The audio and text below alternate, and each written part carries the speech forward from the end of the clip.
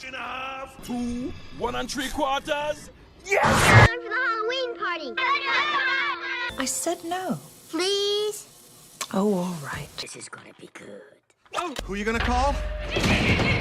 It's alive! A census taker once tried to test me. I ate his liver with some fava beans. We have many things to talk about, even in this backward place. Okay, come on out. Hello, everyone. Welcome to my channel. I'm, of course, your host, Mega Mike, the Scream King, tonight because we're talking our favorite horror performances. So if you love horror movies, you are in the right place. We're going to give some awesome recommendations out there. But I'm not here alone. I'm going to bring out an amazing panel right now.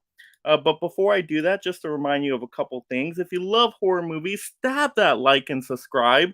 Support the channel by making us scream with those super chats. And if you yourself have ideas for streams, definitely consider joining some of those memberships for exclusive perks, like choosing future topics. So for example, if you say, hey, I love Nightmare on Elm Street and I want a Nightmare on Elm Street stream, then boom, if you become a Mega Movie Master, then you can choose that topic and I'll get that stream idea going right away for you.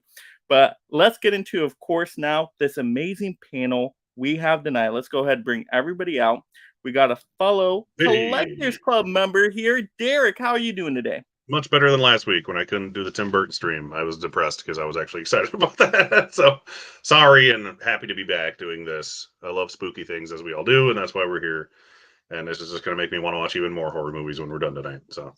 And thank you for giving me the plug to mention if you did miss the Tim Burton stream. Feel free to go back and watch the replay on that. But Derek, you are ready to talk some horror performances. Yes.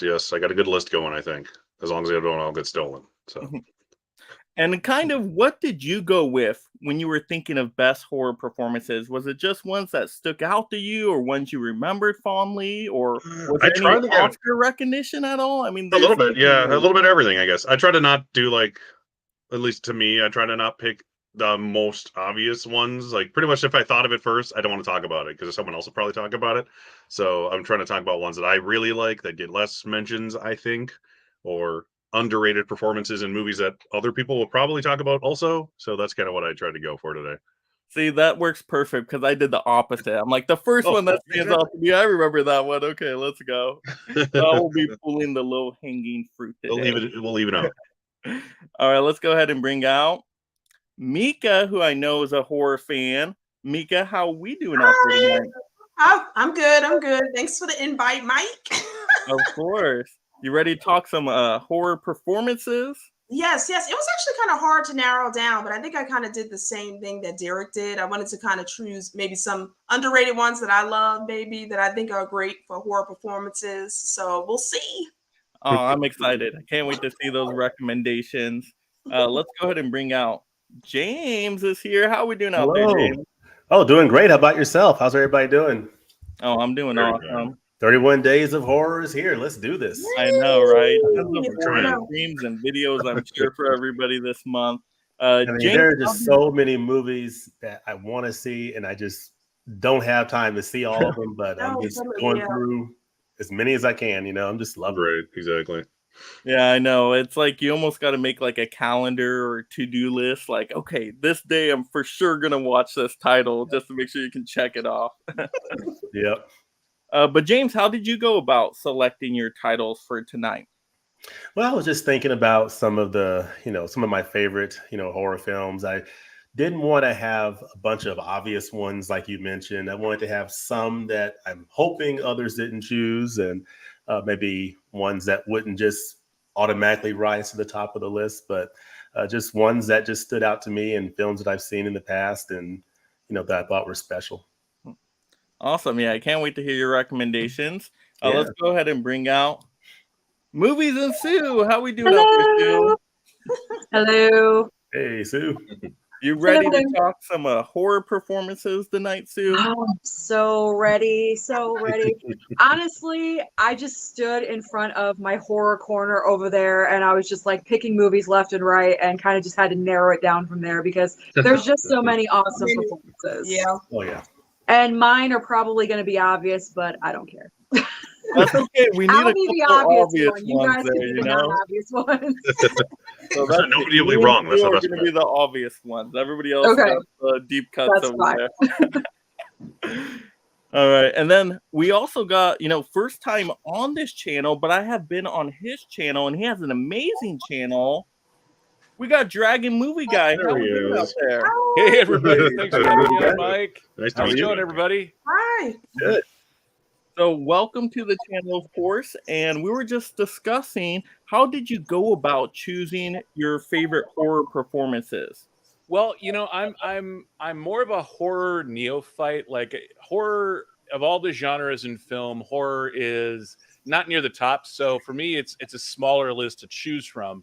So for me, it was mostly going back to childhood and teenage years and saying, what were the movies that when I was watching them with friends really kind of jumped out as either being scary or silly or whatever the case may be, but stood the test of time for most of the ones on my list. And then there's one on the top of my list that probably isn't going to be on anyone else's list in terms of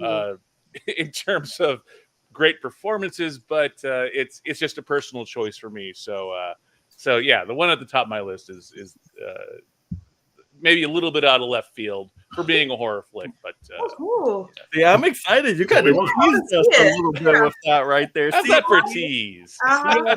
now you got to stick around to see Dragon Movie Guy's #1 choice. See? Yeah. All right, well, let's jump into the comments. Let's see who's joining us today. Yes. Looks like we have a great audience tonight. We got Mama Blu-ray in the house. Hey, Mama Blu-ray. Thank you so much for being here, Mama Blu-ray. We got Derek all over the place here. tonight. Here we go. Ahoy there. Movie Ahoy geek. He's there. all over the place. I'm online. We got Craig saying hello. We got Craig. Jerry in the house as well. We got Hux Pop The Culture Huckster. Cafe, Oh. yes. And we Yeah. are killer panelists tonight. I like how you did that, Hux. Happy We got Wilkie's Movies and Music. We got Sue in the chat as well. We got Hisham saying, "What's up, everybody? Speaking about horror movies, what horror movie not make you scared at all?" I don't know, Hisham. You're always throwing out the curveball questions. That is something I will have to think about. Yeah, I could probably think of the ones that do scare me rather than not. Because I know that's Right, a tough exactly. one. pretty high tolerance. I would say, for me, I would say the new It movies. They had the effect of making me laugh more than scare me. So let me remove those out of my pile real quick. Not good choices, I guess. All right. Let's see. Okay. Hisham, what horror and non-horror movie make you scared when you were a little kid and can't go to sleep and can't go to the bathroom? Hisham, more of these curveball questions. The best horror movies make me go to the bathroom without trying, right? Yeah. Yeah, I exactly. know, right? We got Tiana in here saying hey to Hi, everyone. Tiana. Hey, Tiana. Look at this amazing panel. Well, thank you so much, Tiana. Appreciate it. All right, let's get into this first round here. Our first horror performance shout out. So, Derek, will you do the honors here? What do you got for I'm gonna number take this one? so no one else can, because I know someone's gonna want to do it. It's gonna be this one, Oh, Carrie. but it's gonna be Piper Laurie. The Oh. only performance that Ah. You took it, Derek. the bejeebers out of me is Carrie's mom, Oh, Piper Laurie. I mean, you could obviously go anyone in the movie, but Piper Laurie. yeah. That's what I was gonna go with. You took I figured good call. this Good might call. be number 5 and not my number 1. Because I knew you'd have it. That mom was terrifying, though. She was I'm like, great. oh my goodness. Very. I feel bad for She was Carrie. nominated for an Oscar for that supporting actress. Yeah, great Yeah. performance. Now, did you like the remake a couple years ago?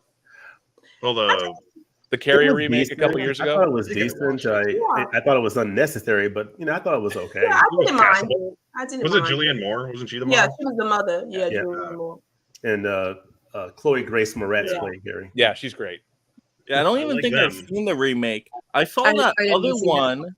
What was the one? Oh, The before that? Rage. Like, The wasn't it Rage. to the TV or something? I know there was another. Yeah, Carrie there's The movie. Rage Carrie The 2, Rage. and then there's like a Okay. TV. Yeah. movie Carrie. I remember that one. That one's Yeah. pretty decent, but Which I haven't man, seen. it was so similar to the original.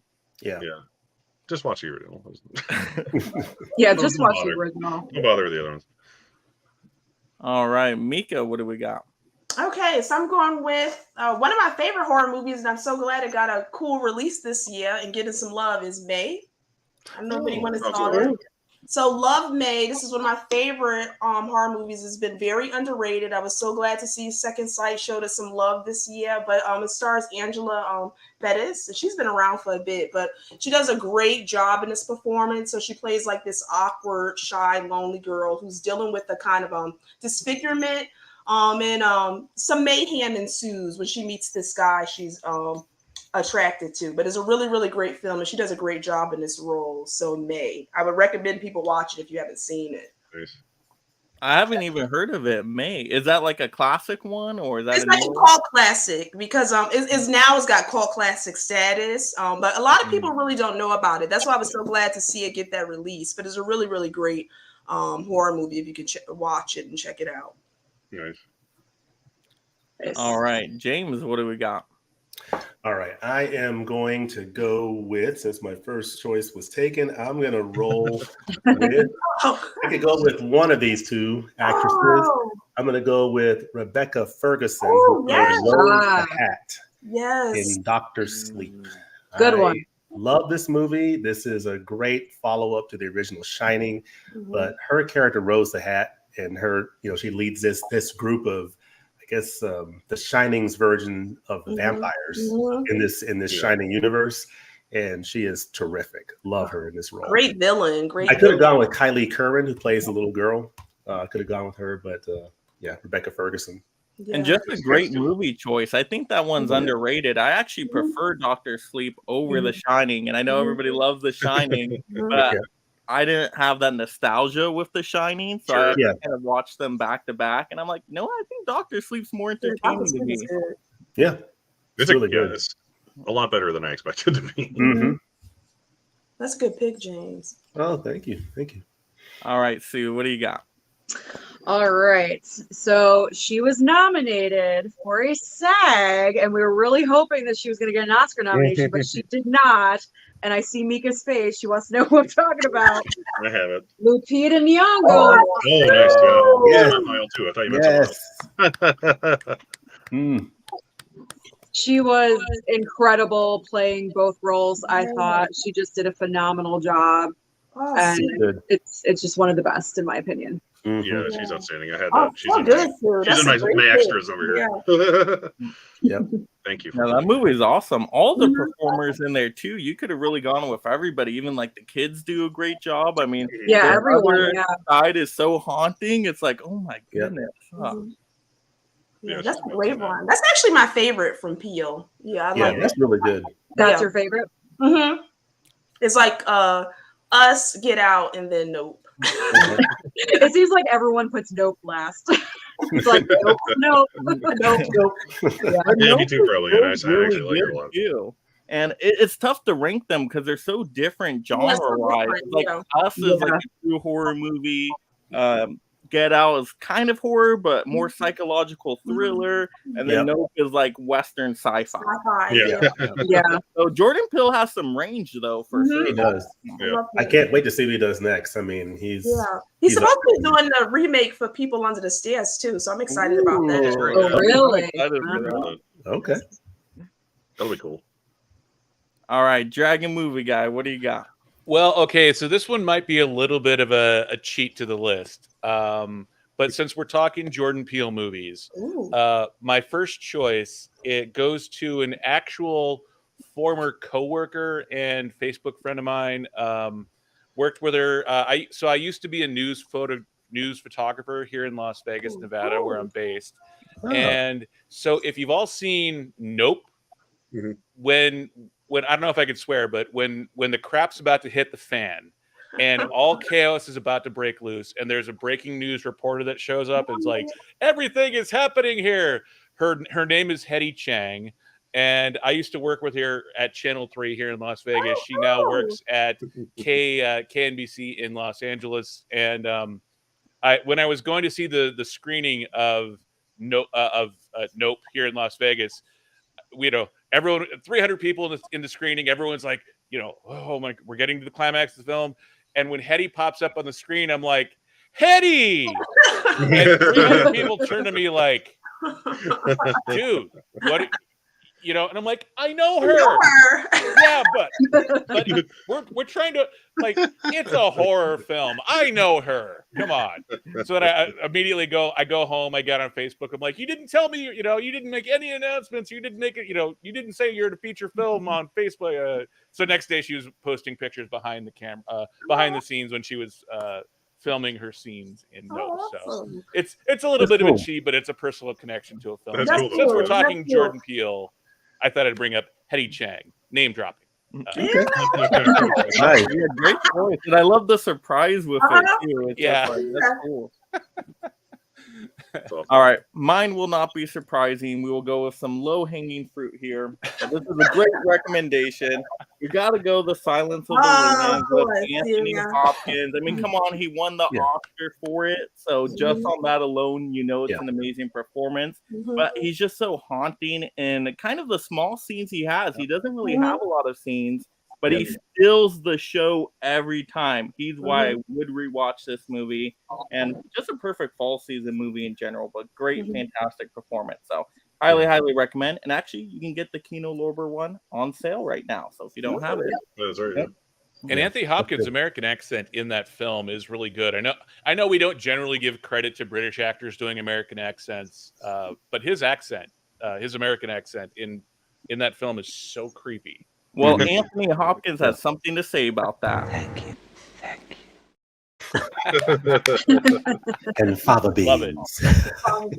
Fava beans. And a nice Chianti. That's right. He was so good in that role. All right, let's check into the chat before we get into our next recommendations. Looks like we got a lot of people saying hello. Mama Blu-ray saying, look at this great panel. Let's see. Tiana saying, it's fire tonight. Yeah. Let's see. We got Cinema Man in here. Happy birthday, Sue. Oh, happy birthday. Thank you. Tiana likes the Carrie choice. But who doesn't? It's a good one. All right, Huck saying happy birthday as well. Thanks, Huck. Psychonaut says, I just found May on VHS. Great movie. Definitely underrated. Yep. Thought that was We a got trailer. Kenny That was Levels. Kenny in the chat Levels. tonight. What is up? Hey, Ken. hopping between all 14 streams that are going on. Kenny, Rebecca Ferguson, insanely good as Rose. Yeah, she's cool.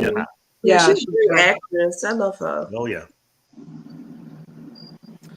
I love all three Jordan Peele movies. I mean, they're all Me good. too. There's not one that's terrible in the bunch. Yeah. Let's see. Tiana says, "Oh, one of my favorites." We got my mom in the chat saying hi to everyone. Hi. And then Psychonaut says, if I was to give my 2 cents, I'd say the kids' performance in the Monster Squad. They're so good. That's a fun one. Nice. And that's coming out from Kino Lorber as well, right? Isn't that coming out? Yeah. Yeah. Is it this the end of November? November, right? Yeah, I think, yeah. Well, I'm excited to see it because I've never seen that one before. It's fun. I know you got a lot to add, Mike. I remember the last stream we gave you a lot. I know you'll have so many recommendations. Hey, well, remember I'm from the '90s, so there's a lot of stuff I got to get caught up on. So I got to go back, and I'm trying to. All right. I didn't grow up with Monster Squad either. They're all good. All right, so let's get into our second round here. Second horror performance shout out. And I don't know how we're going to top this. The first round was so good with performances. Let's just stop someone that. can do it. I know Derek can do it. Yeah, it's a good one. It's a creepy one. Nice fancy arrow box set. Michael Rooker in Henry Portrait of a Serial Killer. It's a very realistic, disturbing serial killer movie. It's almost documentary-esque in how it is shot and played out. But Michael Rooker's just an underrated actor in general, and he's extremely convincing in this movie, and I've always loved it. So I think this is the first thing I ever imported was this, because I love this movie so much, and his performance is amazing. And Derek, you said that was Michael Rooker, Michael the Yondu Rooker. guy? Yondu. Yes, I know Yeah. him. I know Yondu. Yeah. Yes, you told me on the movie Yes. just with that. You tell me Yondu's in a movie. Yeah, he's a little Just different. related to a superhero movie. And Yeah. Exactly. There we go. Then I'll know. I'm like, I know what you're talking about now. Got it. Now, is Yondu in Guardians of the Galaxy? Is that? Mhm. Yep. Okay. Logan. Yep. You'll know Yondu. But yeah, that's a good movie. It's very disturbing. All right, Mika. Oh, okay. So I'm going to go with an A24 film. This one doesn't get talked about a lot too. It's a horror, but it's The Monster. I don't know if anyone has seen this. Oh no. Yeah, it stars. I'm going to go with Zoe Kazan's character. She plays the mother, Kathy, in this film, and it follows her and her daughter who are estranged. She goes back and forth from battling custody of her daughter, whether she can have her, whether she's fit or not. But they get stranded on this road, and kind of they encounter a creature, and it kind of deals with not only this monster, but the dynamics of their relationship, which is just as horrific. So really, really great performance that she gives. And this is another one from A24 I think is really underrated, so I would recommend it. So The Monster. That's cool. I don't think I even heard of that one. The monster looks awesome on that though. Oh, yeah, An alien almost. Yeah, the creature in the film is great. They did a great job with it. All right, James. All right, I'm going to go back to the late 1960s.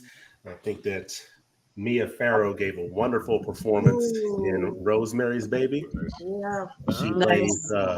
She stars along with John Cassavetes. They're a married couple, the Woodhouses. She's Rosemary Woodhouse, and she's pregnant, which is great. But there's or so you think. some circumstances going on there, and there's some people that are involved in a conspiracy. And I don't want to spoil the movie, but it's an unusual situation. And it's a lot of paranoia and psychological, dread going on.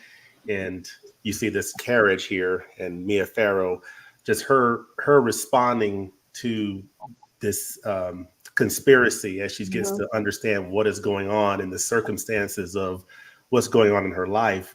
As that becomes more real to her throughout the course of the film, you just see her performance come through, and she is really, really good in this, along with Ruth Gordon in this movie. So love this film, Rosemary's Baby. Creepy, super creepy. Yep.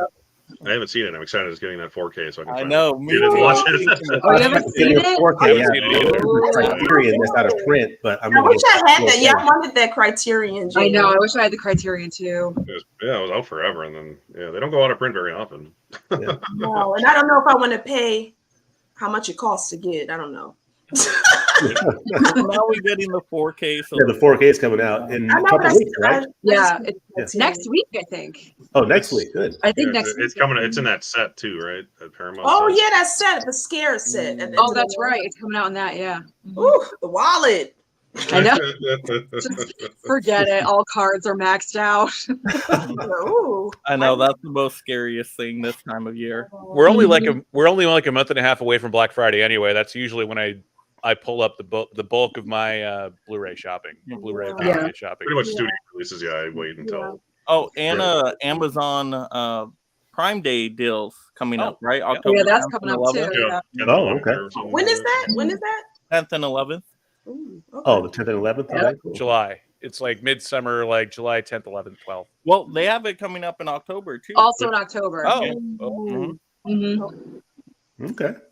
Yeah, they haven't done a good job advertising it, but when I open up my phone on my app, it like pops up. Yeah, I'm like, if you go yeah. on Amazon, that's Yeah, about I've it. seen it. Other than that, Yeah. you'll never find out about it. I know.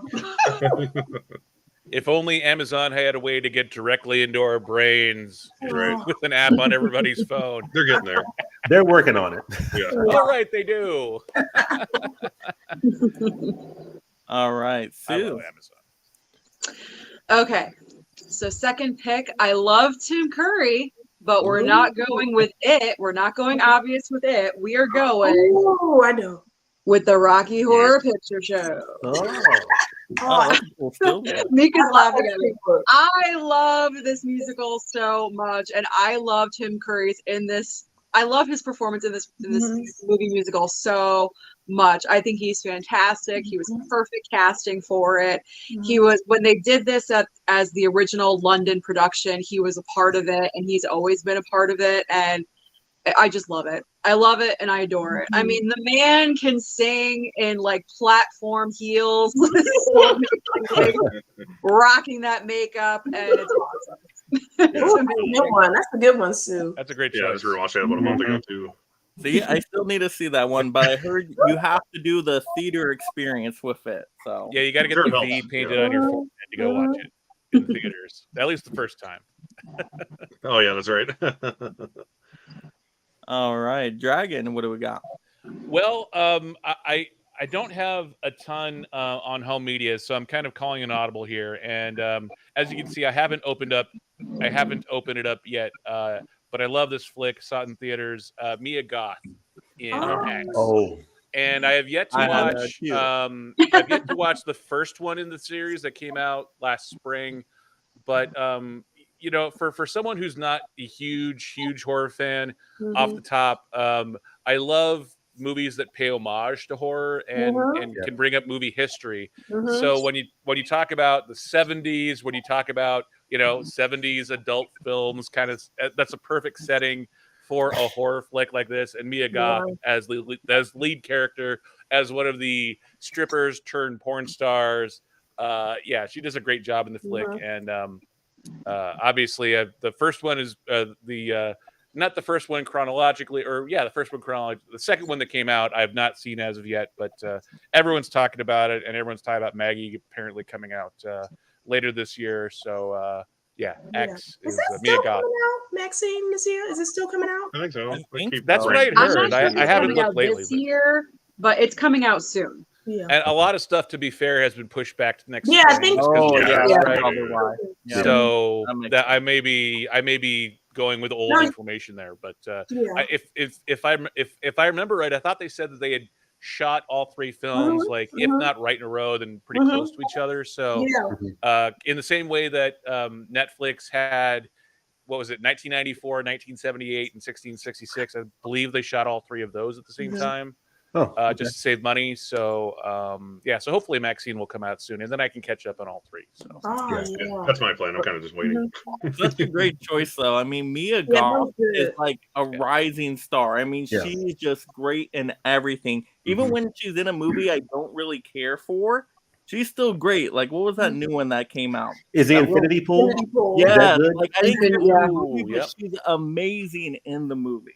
Okay. Yeah, that was they were talking about that was it Toronto International Film Festival? That was like one of the big ones that came out. Yeah. Okay. Yeah, she's Check just that kind one of out. one of those actresses now that if her name's in a movie, I'm gonna see it no matter what, just for her Nice. performance.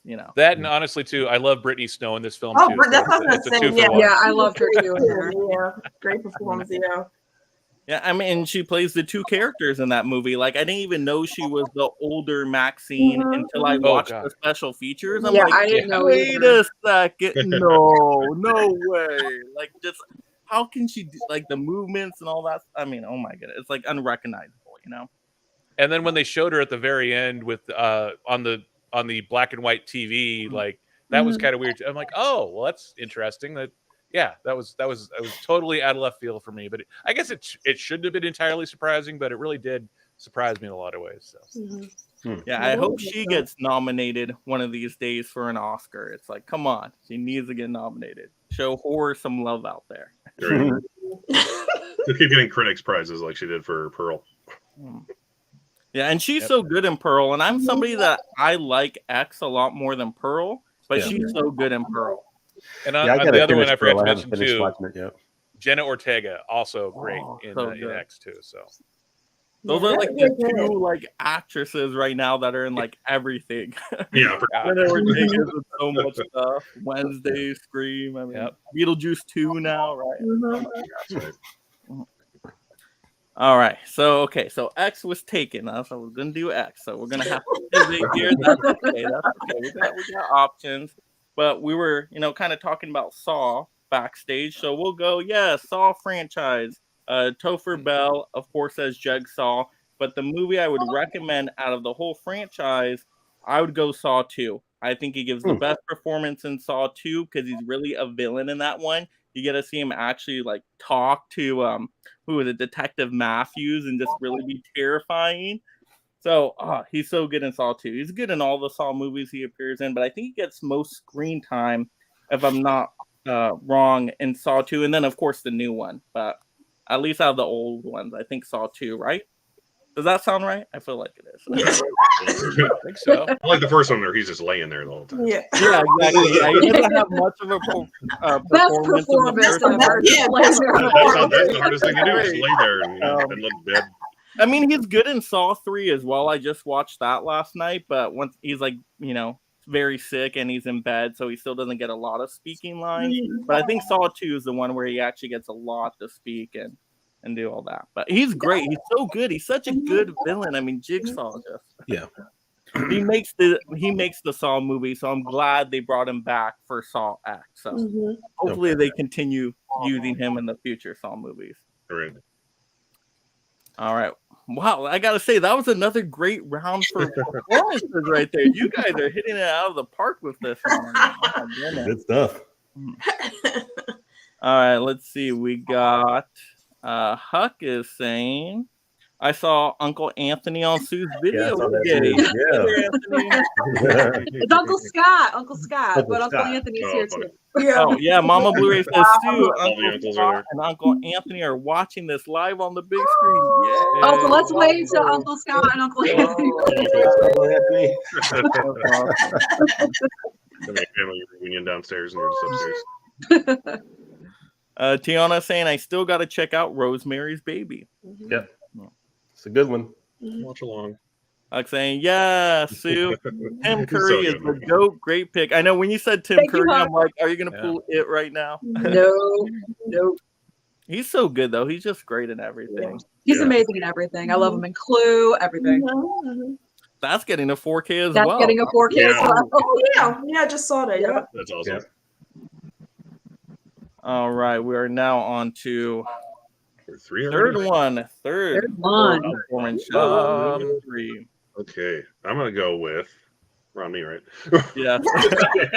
I'm just gonna start talking before you tell me to. Brad Dourif. Guess which movie? Guess what? Exorcist 3. Oh, okay. Sadly, he's not in it as much as he should have been. If you watch the what is it called, Legion cut on this Blu-ray, which it's like VHS quality, which sucks, but he's in more scenes of it because that's the highest quality they could get for those scenes. He's amazing in everything, especially horror movies. So I wanted to get Brad Dourif in something in my top 5. So I went with Exorcist 3 because people like it more now, it seems like, but it is an extremely underrated sequel to the original Exorcist. It's barely a sequel. Yeah, barely. It's just a dang good like horror thriller movie, kind of like Seven. It's like I would compare it to that more than I would The Exorcist. But and Brad Dourif is just creepy as all get out in a handful of minutes you get to see him, and I love him. See, I still have to see all those movies, so those are on my Skip watch two. list. You can for skip sure. two. Mike, what are you watching at home? What are you watching? Exorcist 2 is watch great a because movie it's so every weird. day. I'm watching. Stop movies. watching It's like- Marvel. You gotta I watch. know. I I told him he had a skipped checklist. like the 4th time, right? I gotta try some other movies. I got it. That was Mike on the last stream. Ooh, I gotta add that to chat. I know. Yeah, He's like pretty busy much writing over everything. the I side. know. I thought I knew horror movies, but then everybody That's starts okay. giving these recommendations. See, I like know the mainstream stuff. That's what it is. I got to go into the deep cuts here. See, That's why you do these streams. Learn. Yeah. exactly. Get the recommendations. Yeah. But I do really want to see The Exorcist, and I wanted to get the Steelbook, but it was out of stock, so I couldn't sure. get it. And then I'm like, I don't really want that 4K slipcover. The artwork is not working for me, so I'm like, that's a discount day kind of a slipcover. You know what? It Yeah. kind of grows on you after a little bit. You know what I mean? Like once you have it for a few days and you look at it, it's not so bad. Yeah. You don't have to look at it on the shelf. It just says The Exorcist. Yeah, just you know. Yeah. I'll just take the disc and put it in my digibook and then throw it away. Well, don't throw away the slip. All right, Mika, what do we got? Okay, so I'm going with another one. I'm not sure if people heard about it. This came out in 2020, but it was one of my favorite actresses is Rebecca Hall. She's played this in a couple of things. Oh yeah. Like The Gift and Resurrection was a good one she did last year. But The Night House, really, really well done. She plays Beth, who's a teacher whose husband recently passed away, and she's dealing with her grief, and she's staying at the lake house they used to have together, and she starts encountering some visions, and you don't really know what's occurring. But they do a great job. She does a great job with the imagery and with the act, and she gives a great performance. And she's very underrated as an actress. But Yeah, she's great. yeah, I say Rebecca Hall. So if you haven't seen The Night House, really check that out. That's good. Yeah, I've seen that one. I've seen that one. Yeah. Oh, good job. She was completely underrated as the love interest in Iron Man 3, in my opinion. Yeah, she was going to be the villain. Then they're like, we can't have a female villain, and then they changed the entire movie and made it Guy Pearce for some reason. The Night House. That's a good choice, though. That one's really trippy too. I need to give it a read. I've heard good things about it. Yeah, it looks cool. I like her. She's a great actress. All right, James. All right, I don't have this one on physical media. I need to pick this one up. I'm not even sure if it's on 4K or not, but I'm going to roll with Hereditary. Ooh, let's do that. Toni Collette in Hereditary. Mm-hmm. You know, it's about family. They lose. I think she loses her mother. I've only seen this once, but she loses her mother, and they're being haunted by this demonic entity. And it's like a supernatural horror, and she does a really good job of balancing grief and terror and trauma, and showing a lot of range of emotion in her performance. But it's just a scary, creepy movie, and she does a really nice job in it. Yeah, awesome. Yeah, She's great. She's scary in that movie. Yeah. Is that available on 4K, by the way? I think there's just a Blu-ray. Yeah. That one has a. I think it does have a 4K. That has a 4K, I think. Yeah. Oh wait, yeah, you're right. It does. Yeah. Yeah. I need to check it out. I need to get that one. I was thinking maybe it was like an A24 special one, but yeah, I think there is just a regular one. Yeah, that movie got me with the car scene. Mhm. Yeah. I'll just say that. But yeah, that's when the movie I'm like, what? What? I know. I saw it in the theater, and it was just like a collective gas. Yeah. Yeah, that's the only Ari Aster movie I've seen. Do you guys like his other movies? Well, he did Midsommar, right? And then Beau's Afraid. I like him. I haven't even I think seen that's the only film of his I've seen. Not to think Hereditary. about it. Yeah. Beau was Afraid, though.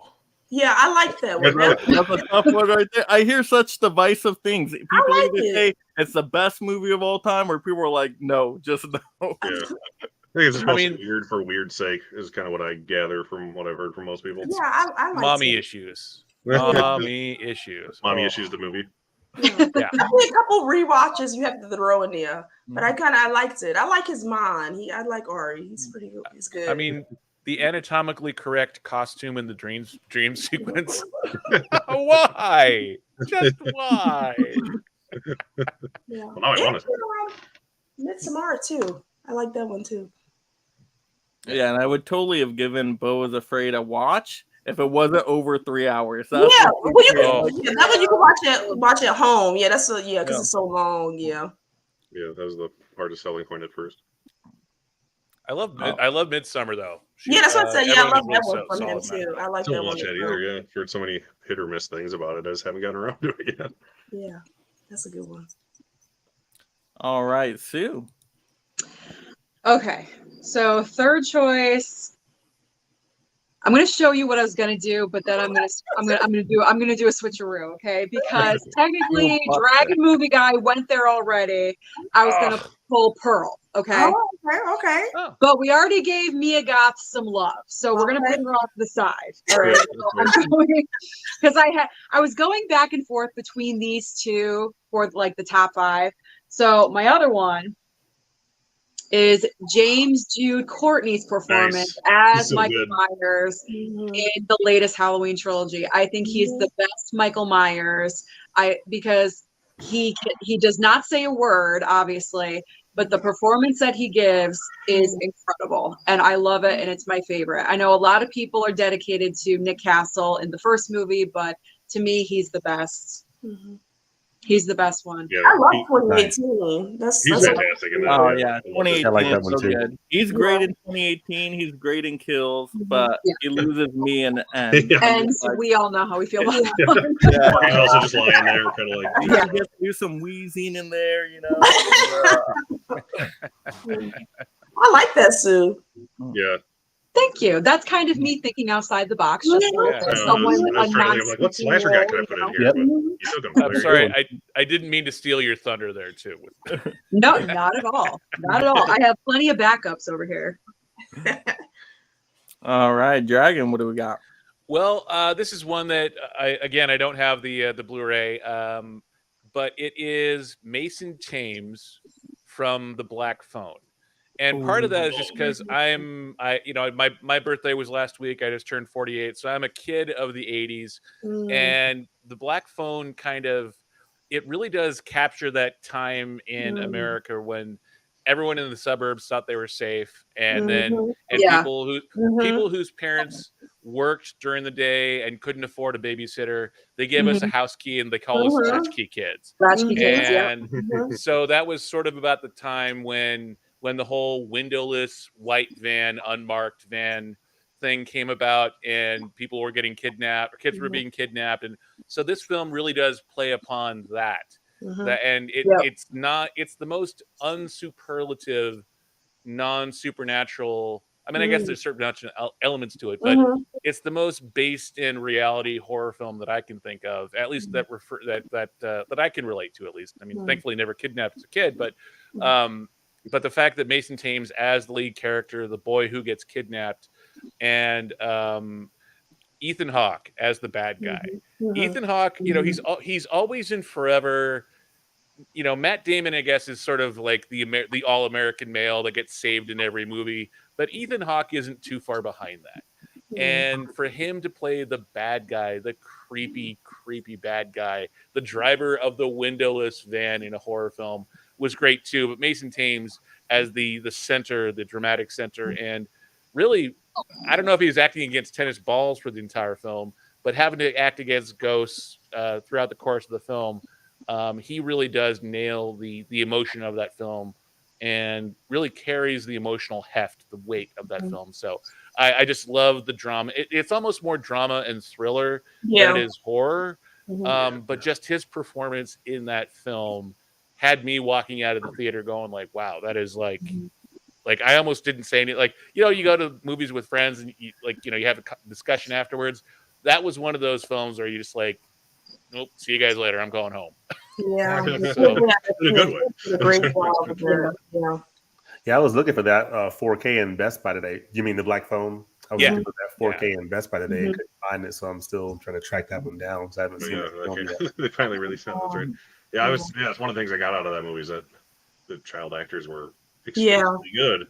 They're really good. And the sister too. The sister was great in that movie too. Yeah, I love their whole relationship, that brother-sister relationship. Yeah.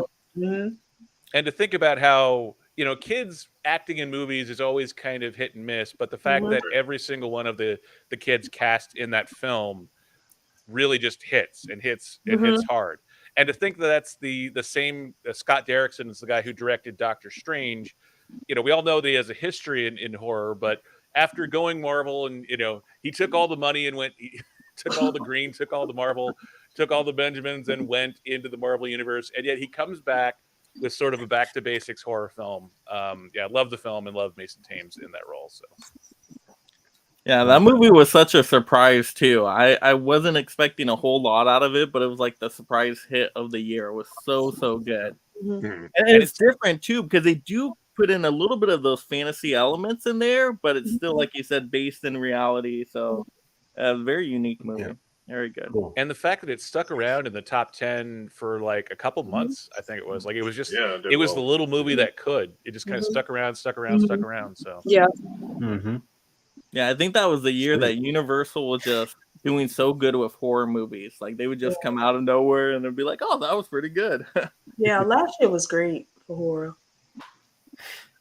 All right. Let's go with, I guess, we'll go with a nice classic that everybody knows and loves. So no shockers, but we'll go Scream, and we will go with Matthew Lillard because Matthew Lillard is awesome in any movie.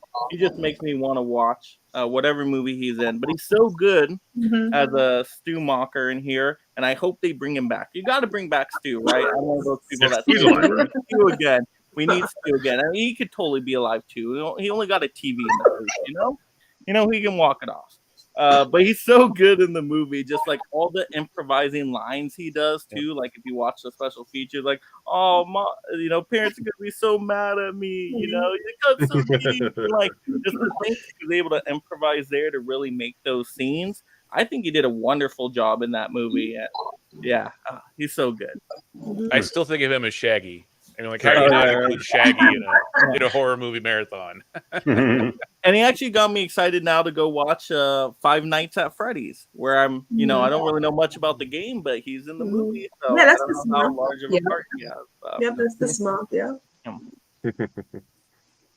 All right, let's check into the comments here. Let's see. We got Hector in here saying, hi, everybody. Has anyone mentioned Anthony Perkins for Psycho yet? Not yet. It might get mentioned, though. Oh, that's a good one, I know those Psycho movies are hot right now. So. Let's see. Cinema Man says, Josh Stewart gave a solid performance in The Collector and The Collection. I love those. I've seen those ones. Yes, those are both good. So good. Yeah, if you like Saw, you'll like those. Yeah. We should have definitely got a third one of those. That would have been great. Yeah, they were supposed to do The Collected, but they seem like they're not going to make it now. Been too long. All right, let's see. We are now on to our fourth horror performance shout out, number 4. Okay. All right. I'm gonna do one of my all-time favorite actors, who's arguably the best actor of his generation, I would say. Arguably. Christian Bale in American Psycho. So funny, it's so scary that it's hilarious. I love me some Christian Bale in this movie. I still need to watch this. Nice. Sadly, if I'd ever, since the day it came out. But yeah, he's I can't think of his name. It's been so long since I watched the movie. I want to say Paul Allen, but that's the guy who's like Patrick Bateman. Patrick Bateman. Yeah, Patrick Bateman. Yep. He's just like so disturbingly boring throughout this movie. But like what goes on in his head during his like inner monologues is just, and that is so creepy and awesome and very 80s, and like that's the whole joke of the movie, is that like that's what the Psycho of the 80s is, this character right here. And I just love Christian Bale and everything. So that's a good one.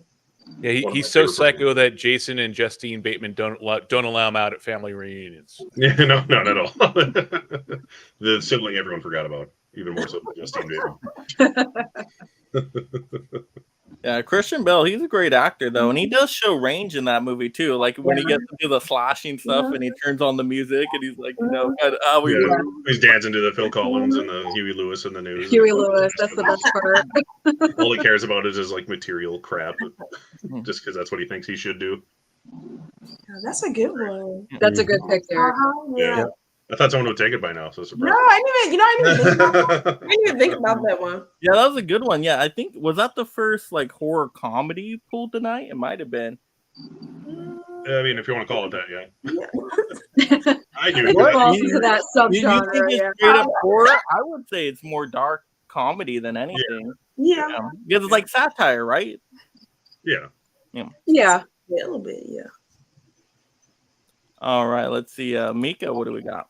Okay, so I'm doing another one I think is underrated, but it's starting to get some love. But I'm going to go with Frailty. Nice. I love Frailty. Yes. Oh, yeah. Oh, boy. I love Frailty. So good. Thriller horror.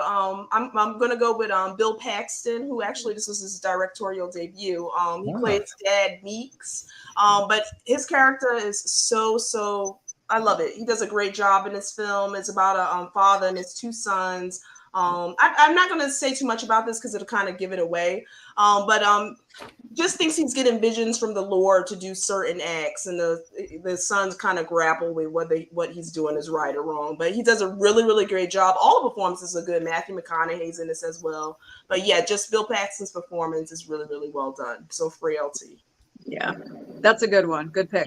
Yeah, he really makes you believe that he's what he's thinking, you know. Like, he's so honest about it. Yeah, it's like the most messed up thing ever. Yeah, yeah, that's it. And the twist for that was really well done. Yeah, that's I need to see that. I need that Blu-ray. I haven't seen that in years. It's a great movie. Yeah, I love it. All right, James. All right, this is another one that I don't own yet on physical media, but it's getting a Criterion 4K later this month, and it is The Others. Ooh, the I'm others. excited about that, James.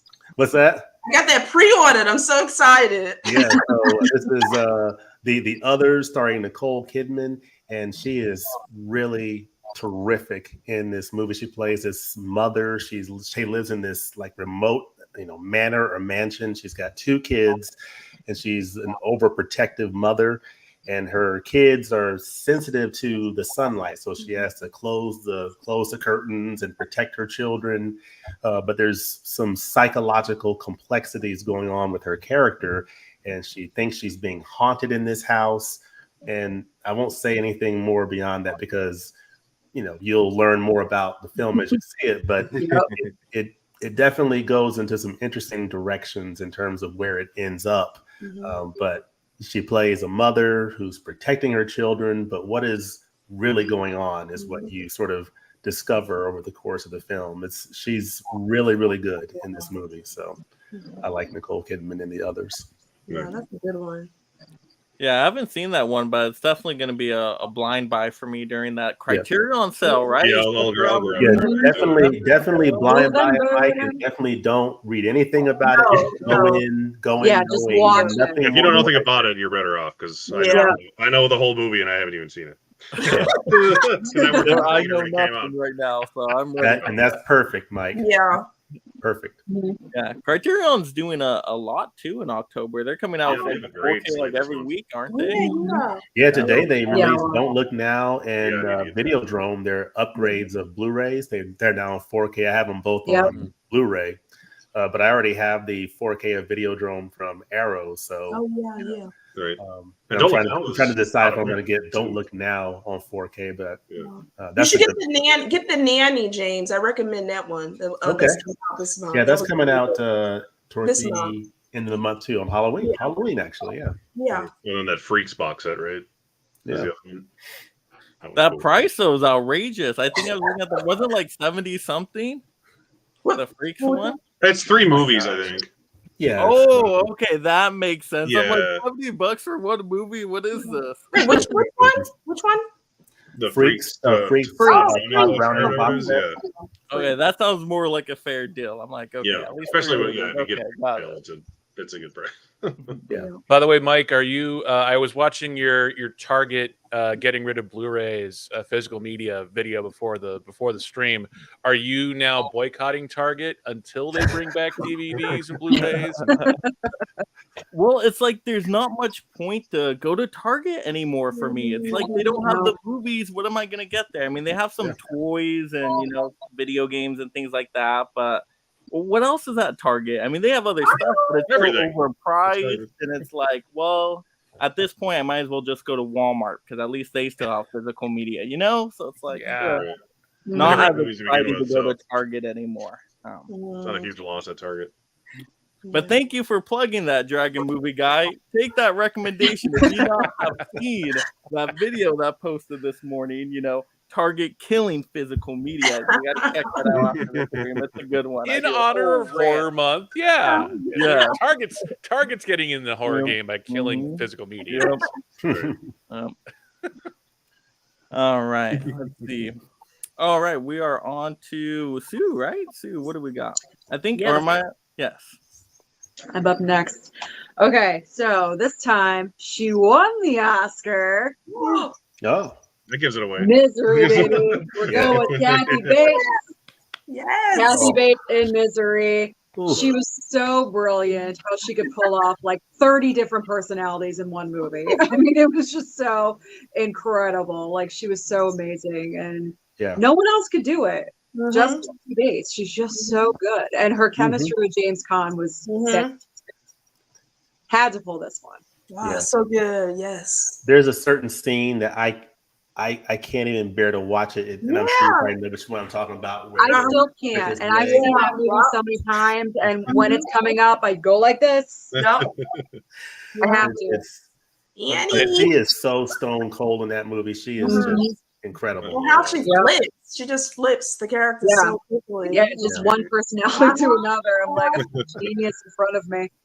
Yeah, and it's a classic performance when Stewie is making fun of you on Family Guy.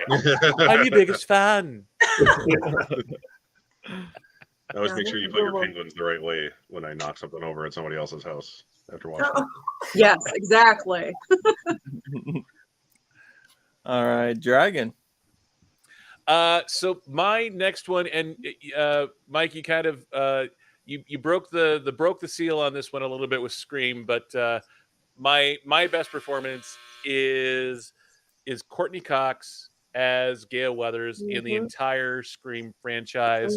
And look, I know this is a Sidney Prescott. Yeah, thank you. I know that Sidney Prescott is the main character throughout the entire series, but I think we saw with Scream 6 that, as sacrilegious as it is to say in a horror environment, Scream can survive without Sidney. But I wonder if it can survive without Gale Weathers. And if you really think back to her, what that character does in the first film and onwards is she really does provide that outsider point of view. She's not part of the town. She is the reporter who is reporting on action, at least in the first film. And as the films go along, and yes, she's a bit of the conniving career aspirational reporter, so she's not the most likable character, but she does such a good job of setting the scene, setting the parameters for everything in there. And yeah, gradually as we go along, she becomes more and more part of the main cast and part of the big three. But it's just Courtney Cox bringing her in comedy and horror. I think we saw with Key and Peele. It's such a close thing. We don't really think of horror and comedy as being so closely related, but it really kind of is. And with her acting chops with all those years on Friends, and even going back to her as the guest star Michael J. Fox girlfriend on Family Ties, she's so good comedically that she's able to pull off that horror performance like I don't think anyone else in the franchise does. So for me, it's Courtney Cox. Yes, and honestly, too, Courtney Cox, if anyone doubts her acting ability, she was able to convince the world that David Arquette is a leading man. So, it's Dewey. Yeah, she took Dewey and made him a leading man in her own life as well as his film. So, Courtney Cox, completely underrated. Oh, I love that. Yeah, she's great. Yeah, because what was it, Sue? I said protect Gale at all. Yeah. Oh, I know. You're all about protect Gale at all costs. I know. Well, it really, if you think about the Scary Movie franchise too, like Doofy was so dead on with that character of Dewey. And if not for Courtney Cox, I don't think David Arquette would still have a career. I mean, he doesn't have much of a career, but he does still have the band Ear 2000. So they complement each other very well. Yeah. It's awesome. All right, let's see. I guess we'll go some horror comedy as well. Let's go with Army of Darkness and talk to Bruce Campbell, right? We got to talk to him here. So Tim would be proud. I know. We have to make a fellow Electric Club member proud with here you go, Tim. Enjoy this. All right. But yeah, Army of Darkness. And that's actually my favorite out of the classic Evil Dead movies. It's just so fun, fantasy adventure. But Bruce Campbell, oh, there you go, Derek. You gotta zoom in on that. You gotta zoom in on that guy. Look at that. Metal. Look at that little chainsaw. It's adorable. He is awesome in Army of Darkness. Like most of the time. Yeah, I agree. I'm not usually like a massive Bruce Campbell fan. You know, he's kind of in like B-level horror movies a lot of the time. But in Army of Darkness, it just works. He works with the comedy. He has amazing lines like "Hail to the King, baby." You know, he just makes you laugh. He's so funny in that movie. So yeah, gotta shout out some Bruce Campbell there. But yeah, that's a good one. And that's when he becomes like an actual. As much as I love the other Evil Dead movies, that's like the one where he's a character. Yeah. First two Evil Deads, he's like slowly becoming a character, and then in Army of Darkness, like that's Ash. Like, that's the Ash we all know and love for the last 30 years. So yeah. All right, let's check into the chat. We got Cinema Man saying John Jarrett as Mick Taylor and Wolf Creek, and Kurt Russell as Stephen Mike and Death Proof. Two films that get no love. Well, I gotta watch both of those then. and we'll put those on the list. Write them down, Mike. Write them I down. know, right? Keep that list going. Wolf Creek is a tough one. That's a brutal one to me. I like that. Death Proof is good. Death Proof's pretty good. Yeah, I think I've seen Wolf Creek. So. Yeah, he be doing a lot. The killer. There are like 30 of those movies now. I think like 2 or 3, might be. More than I thought existed, at least. Wait, 2 or 3 of Wolf Creek or Death? Yeah, Wolf Creek. Oh, okay. Yeah, there's a few at least. Psychonaut says Naomi Watts and Funny Games I thought was great. What's y'all thoughts on it? I just found the DVD recently and was pleased. Never seen it. Yeah, I like it. And that's a remake, and they did a good job with it. Yeah, the original one's on Criterion, I think. And I think it was the same director, wasn't it? I thought. Thinking of a different movie. I think it might. I'm not sure. Yeah, both are good, but yeah, they did a great job with the remake. The Others is So Forgotten. I love the movie. Great pick. Well, people are going to start loving it again. In a few weeks, everyone's going to talk about it. 4K Criterion treatment there. It's going to be on everybody's mind for a while now. So. Yeah. It's coming out right before the November sale, so people will be able to get it for a good price. Great for October. I think I actually have it on our watch list for this month. We got Nerdy Film Girl, who has an amazing channel out there. Happy spooky season. Great panel. Well, thank you so much. Yep, Huck saying, yep. Love that, Courtney Cox. Okay, man, movies and more. Look at these beautiful people on my TV. Oh, hey, Mike, please Will Smith that like button for all these cool cats and kittens. Yep. That's a good reminder, Kate, man. Thank you for reminding everybody. Yes, definitely Will Smith that like button. But we are the beautiful people. Yeah, I feel so honored. Let's see. Huck saying my pick would be Samara Weaving in Ready or Not. She was great in that. Yeah, that's a good one too. Yeah, she was good and she was so good in that they brought her for Scream 6, right? So yeah. Psychonaut says, "Hell, Bruce Campbell, gotta watch Intruder and Maniac Cop." So fun. Yeah, very good. Cool. Intruder is Intruder's fun. It's something. It's an icky movie, as I said. All right, so now we're on to our 5th one, right? We're only on number 5. Yeah. Nice. All right, you guys are flying through this right here. All right, Derek, talk for they're all right answers, so that's a good thing about them. All right, I'm going to pull a movie that we already pulled. You would, Derek, you would. But I'm going to talk about Ted Levine, who is painfully underrated in this movie and sadly not even nominated for an Oscar, even though his co-stars both won as Buffalo Bill. In Silence of the Lambs. He's the scariest part of the movie. I don't care how great Anthony Hopkins is. He's amazing. Buffalo Bill is the scary part of the movie. And that's the part that always sticks with me and the part I like to imitate as a joke constantly. I even had my Silence of the Lambs glass today in honor of. Ooh. Okay. Oh, yeah. Oh, my goodness. Wow. We're gonna have to censor that later. Might have to censor I know, right? Oh, it's already censored. Don't worry. But yeah, I've always loved him. He's always been my favorite part of that movie. And that's one of my all-time favorite movies. So that's saying something. Man, I still have some nightmares, though. In that movie and underappreciated. So that's why I wanted to make him my top choice. I can't watch Monk. I can't watch Monk without thinking of Silence of the Lambs. So, and then you just think of him, and no matter what he pops up in, you're like, oh, it's Buffalo Bill. He's in like 300 movies. You just think Buffalo Bill. Yeah. Yeah, man. I mean, he has some horrific scenes in there, though. I remember when I was young, I turned on Silence of the Lambs on TV. I'm like, what is this about? There's some lambs or something. Cool, this will be fun. And then right at that Buffalo Bill scene, with the dance, all I'm like, what the heck is this? And then I turned it off and then not see the movie then until many, many years later. I'm like, wait a second. This is something different. And that scene with him and Jodie Foster in the house, that's some good stuff. Yeah, that's like one of the best edited. It's so intense. The night vision stuff. That's with the night vision, All right, Mika. Okay. So I had to pick one of my favorite. I always have a tie of my favorite movies, and if you know me, you know which one of these they're going to be. But I'm going to go with Alien.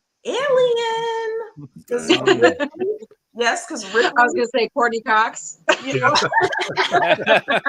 always a toss-up. So for horror, I have a tie. I have Halloween 1978, and it's always Alien. Alien. Yeah, so Ripley, Sigourney Weaver, Hail to the Queen, one of my favorite actresses. But when I first saw this, Ripley, the tension, I love her as a character. She's a great protagonist. I love that she's a woman. She's taking charge. She's just the tension, what she's facing, the decisions she makes. Most of the film too, a lot of it is not what's said. It's all about facial expression and actions. But she does such a great job with this film, and I just love it. And this was the start of Aliens 2, which is one of my favorite sequels. I just love her as a character. She does such a great performance, Sigourney Weaver and Alien. So Ripley, and then Sigourney. Now, push comes to shove, which do you think is better, Alien or Aliens? They're different, but Alien is my favorite. But I always say Aliens is the favorite sequel for me, best sequel I think for a movie. But they're so different because I say Alien might be more of horror, and then I still think Aliens 2 I would say horror, but more of action and But I love them both. Yeah, I'm an Alien person myself. That first one is so good. I always like the first one more. And I think they're bringing back the Alien franchise, right? Aren't they supposed to do like a? They'll keep trying. Don't worry about it. Or something? They're doing something. Yeah. They'll never stop trying. Yeah, I think they were talking about it's a TV show or something. Yeah, it's a show or something, right? Yeah. I know. It's like everything is getting a show these days. Yeah, movies are. I was talking about that with my wife. She's watching Little Rascals of all things. I was like, remember in the 90s when they took TV shows and turned them into movies, and now we're taking movies and turning them into TV shows? What happened? Yeah. What are the odds? All right, let's go to James. All right. Well, before I was so happy when Jamie Lee Curtis won Best Supporting Actress for Everything Everywhere All at Once, playing our favorite tax lady. But long before she played our favorite tax lady, she set the template for the final girl in this legendary film from John Carpenter, Laurie Strode, escaping the boogeyman, Michael Myers, in the first Halloween. This movie is so classic. John Carpenter is just amazing. He did the music for this movie and he directed it. I mean, but Laurie Strode, I mean, it's hard to beat. I've not seen Halloween Ends. I've heard it's not really that good. I guess I'll get around to it eventually, but this original Halloween movie with Jamie Lee Curtis is just an all-time classic, and she's wonderful in this as Laurie Strode. She set the template for the final girl in slasher movies. So in Halloween Ends, you get to see her like bake some pies and stuff. And she bakes pies. Okay. That's not it. I thought you were going to say Terror Train. Yeah, she's a great final girl. I mean, she's so believable with that performance because it's like you would be terrified in that way. So, oh yeah. All right, Sue. All right, it was in the comments. Psycho, Anthony Perkins. Oh my gosh. He gives such an amazing performance in this movie because you would never think, just looking at him and the initial interaction, that he's a crazy murderer. He just seems so sweet and so nice, but he does have that creepy vibe. Don't get me wrong, he does have the creepy vibe. But that's why he was so perfect, because he just did the perfect balance of creepy and sweet. And he's one of the icons, so I had to put him in one of the best. Yeah, that's a good one. Yep. Yeah, he's great, and even, I mean, Janet Leigh's great in that as well. I mean, she is fantastic. I mean, I love that movie so much. Yeah, and the sequels are good too. I mean, for a franchise, it's pretty consistent. They are good. Yeah. Yeah. The second one. Yeah, second one's really good. Psycho 2. Yeah. I like the third one a lot more than most people, I think, but it's still not as good as the second one. Yeah, I like the third too. I would say the fourth is like okay, but that's pretty good. I mean, takes that long to get to just an okay one. For a made-for-TV third sequel to a movie from 1960, it's not so bad. Yeah. All right, Dragon. My This is the surprise one now, right? no, actually, Gale Weathers this is was the my one. surprise one. Gale Weathers was my surprise one because she's not, she's that because part of that too was just I worked in TV, so I worked in news, so it's that whole thing too. That was my surprise one. This one is, I guess, it's a little bit surprising. I think we cracked the seal on the comedy horror element, but Jessica Rothe as Tree Geldman in Happy Death Day, and this is a time travel film. This is, in some ways more sci-fi than it is horror, but it's paying tribute to Groundhog Day, which is one of my all-time favorite movies, one of my all-time favorite comedies, and the fact that she plays the college student who's waking up after a one-night stand and she gets stuck in a time loop and she has to figure out who the killer is to try and get out of the time loop. Everything about that film is paying tribute to Groundhog Day while still being its own thing. And the babyface killer, it's such a self-aware horror trope that it's creepy, but it's not too creepy. It's almost more comedic than it is creepy.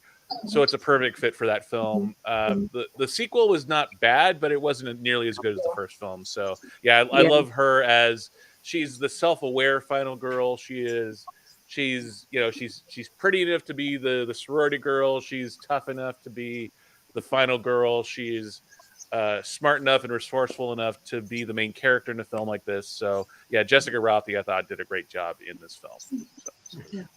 Nice. Still need to watch those. I haven't seen either of those yet. Oh my goodness, Derek, you gotta see them. They are. I watched all the old stuff. I don't watch the new stuff. I have the opposite problem. I'm the opposite. And if you love Groundhog Day.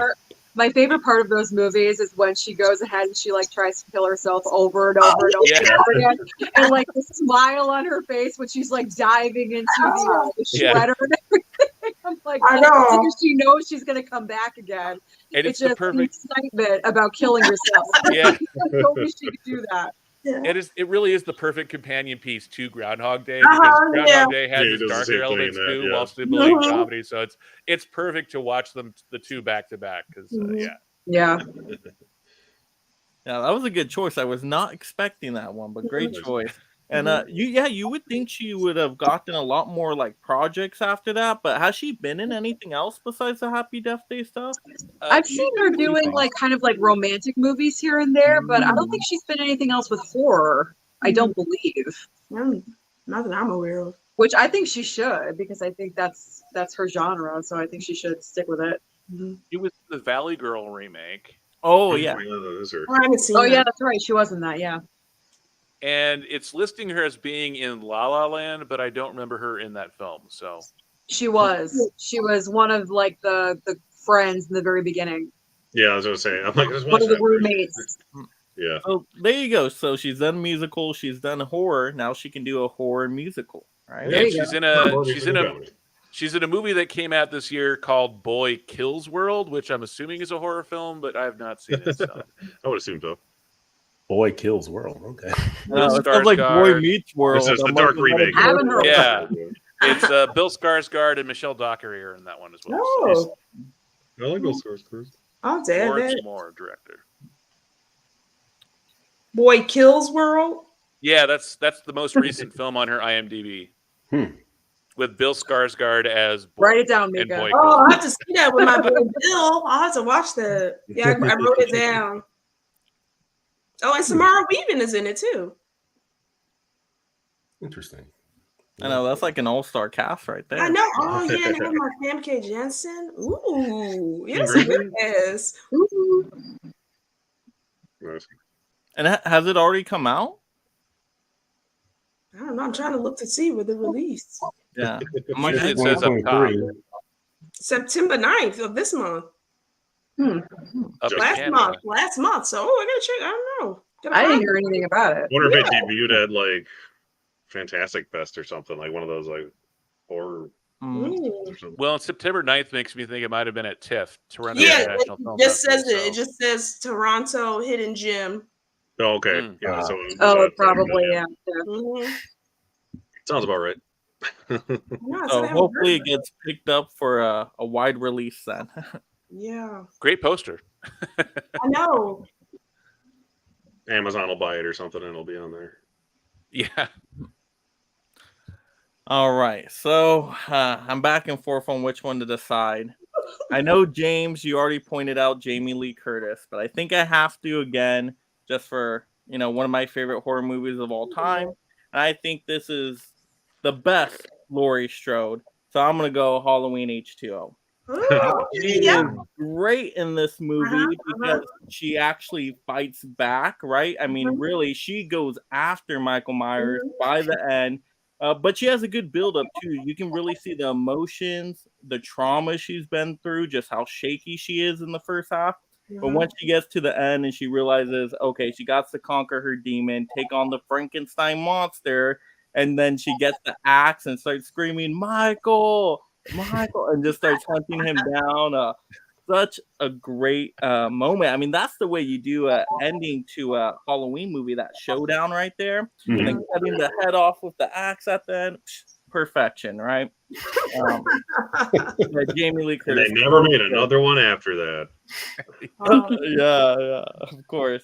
But yeah, that's the movie that got me into horror movies. So without H2O, I don't know if I would like horror movies. So I had to shout out H2O there. But, There you go. Nice. It's probably the best ending out of all the Halloween movies. I'll give it that. Oh, it's so good. And when seeing that for the first time, it's so shocking too, because you just don't expect it, All right, let's see our chat here, and then we'll definitely get in some honorables. So definitely stick around, audience. Still a lot of fun stuff to cover here. We got Caveman saying, "Do any of you remember?" Oh yeah. Yep. Oh yeah. It's over there on my shelf. Yeah, we came out with a Blu-ray for that one. Yeah. Yep. Psychonaut says Anthony Perkins. Yes. How about a deep cut of Edge of Sanity? I thought it was groovy. Still to see that one, yeah. Yeah, I haven't watched it yet. I have that Arrow Blu-ray, but I haven't watched it yet. All right, let's get into now our horrific mentions. Let's get into all of our honorables there, All right. I know Derek got a nice stack for this. Yeah, everyone got to know. I'm glad. That's good. All right. I'll rip through them. I went to Jeff Goldblum and The Fly, because I just love me some Fly. Tony Todd. Oh, yeah. I wanted to put a villain of some sort on here. He seemed like the most fitting because he's so hypnotizing. Claude Rains in the original Invisible Man. He's my favorite Universal Monster movie. I need to watch this like tomorrow if I get a chance. Torchy Scott, The Changeling. And then we did Lupita. We did Anthony Perkins. So thank you. Daniel Kaluuya in Get Out. Nice. Best acting with your eyeballs ever put on film. When you said a SAG nominee, I thought you were going to talk about Emily Blythe Place, so I threw her on there. Good one. Then we mentioned Tim Curry in It, obviously.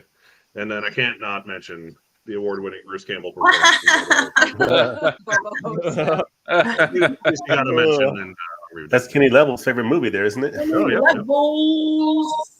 I don't have the poster anymore. That's what I got. That was my 15 I grabbed. Cool. All right, Mika. Okay, so some of you guys already did a lot, because I had Daniel Kaluuya from Get Out, I had Black Phone, I had Misery. I'm just going through the ones you guys picked. So I'll go with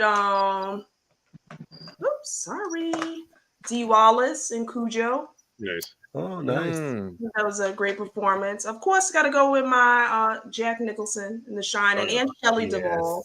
Give her some love too as well. Elizabeth Moss, I loved her performance in Invisible Man. Yeah, she did a great job in that performance. Also, another one that came out last year that kind of went under the radar. Alice Krieg. I'm a big fan of hers. She did a beautiful job in this film. And if you're familiar with Alice, she did Gretel and Hansel. She did Sleepwalkers. So many things. Just a great talent. So I'll go with that. Also, I'm going to go with Gung Yu from Train to Busan. I think he was awesome. Nice. In this film. And then I think the last one that Saint Maud as well was a great A24 one as well. And the main character Maud that was played by Morfit. I forget her last name, the actress, but just a great performance. Yep. Nice. So those are mine. And Alice Krieger also was the Borg Queen in Star Trek. Yeah, Star Trek. Yeah, she's so great. Yeah. All right, James. All right, got a few here. I'm going to go with, of course, Linda Blair in The Exorcist, as well as her mother. Gosh, the name is escaping me. Ellen Burstyn. Ellen Burstyn. Ellen Burstyn. Yeah. Ellen Burstyn and Linda Blair, just Awesome. wonderful in this movie. I mean, really good stuff. I mean, of course, Linda Blair playing the girl, Reagan, going through this demonic transformation, possession, and her mother played by Ellen Burstyn. Just as I think she does a great job portraying a mom going through this pretty crazy, horrific situation. So scary situation. James McAvoy playing Split. He just, this is a follow-up to Unbreakable, M. Night Shyamalan's film, and it led to Glass that came out a few years later with Bruce Willis, and so James McAvoy in Split's good. And then Derek named Piper Laurie, but I'm gonna go with Sissy Spacek and Carrie. Sissy Spacek in this movie is Carrie White, young girl being picked on at school, and she was the wrong girl to pick on. Yep. The whole prom. The whole prom was just blown up. Anyway. But yeah. Those are All right. That's good. Sue? Okay. Horror comedy. Got to go with Kathleen Turner. She was so good. Perfect casting. Love her in this movie. Of course, I grabbed Silence of the Lambs. Absolutely. We already talked about that one. Hereditary. Again. Yep. The Lighthouse. Both of these performances. Good one. Fantastic. Absolutely fantastic. Yep. Anya Taylor-Joy in The Witch. Yes. Watching that last night. Yep. It's a good one. Yep. I pulled A Quiet Place as well for Miss Emily Blunt because she was fantastic in that. She's wonderful. And finally, not Jennifer Love Hewitt, Sarah Michelle Gellar. And I know it did last summer. Nice. This is where a supporting character was better than the lead. Yeah. She should have been the lead character. That's a good one. Oh, I love it, Sue. Love it. All right, Dragon, what do we got? Well, mine is I only have one left, and this is a combo roll, but it's Amy Donald and Jenna Davis in last year's surprising hit, Megan. And they kind of team up to play the character of Megan, the android character that kind of slowly starts killing people. It's a silly movie, and part of this too is I'm from Seattle originally, so the fact that this is a film that's set in Seattle, but it's clearly shot in New Zealand, and all of the exteriors have palm trees, which I can assure you there are no palm trees in Seattle. But Amy Donald, as the actual person playing Megan, and Jenna Davis as the voice of Megan, just creates such a weird, funny, but also scary and creepy, AI kind of character that's so close to reality and yet still a ways off. It's funny, it's scary, and yet it's such a it plays on all the horror tropes that we're all familiar with, and yet somehow it still stands out. And it was being made fun of on SNL a week later. So the fact the fact that for a really low budget film and not being anything to stand out wise ahead of time to make such a big impact, that it gets a featured spot on SNL, I think says a huge thing about the work they did on that film. So, yeah. So I think that film had one of the best marketing campaigns. The TikTok dance for sure. Yeah. Yeah, I still got to see that one. I got to. Yeah, I haven't seen it yet either. Well, they have that 4K steelbook now, right? So they It's out on 4K now. Coming up. It keeps coming. Yeah. Next week, I think. 6 months and everything you next want will week, be on okay. 4K now. So it's a good thing you did wait, James. Yeah, I'm glad I waited on that one. Yeah. Unlike *Malignant*, which I picked up and then a couple weeks on Blu-ray, and then a few weeks later, oh, here's the 4K. Black Phone too. They did the same thing. Yeah. Oh, good choices. Yeah, you guys took most of the choices I had, but I got a few. Left. Got a few. I guess we'll go Bill Skarsgård with It. Nice. I think he's really good in the movie. Just super creepy expressions. I mean, how he's able to do that with all the makeup on and just have everything kind of shine through. Yeah, definitely very terrifying. Yeah. Yeah, I mean, just when, he takes a little Georgie's arm in the sewer type of thing. I mean, right when that scene happened, you're like, okay, yeah, terrified of Pennywise. All right, this next one, I don't know if you'd call it horror. I guess horror, action, adventure, but I like this movie way more than most. But we'll point out Hugh Jackman and Van Helsing. I mean, Hugh Jackman is a great actor. But I really like this movie. When I saw it when I was a kid, I thought this was like the best movie of all time. It was just so fun. But Hugh Jackman, all around great entertainer, and he's a good lead, so gotta have him. Oh yeah. And then of course, They Live. Rodney Piper. Chewing bubble gum and all that sorts of stuff. So gotta have him. Yep. But yep, those were the last ones I had. Nice. Very nice. They Live.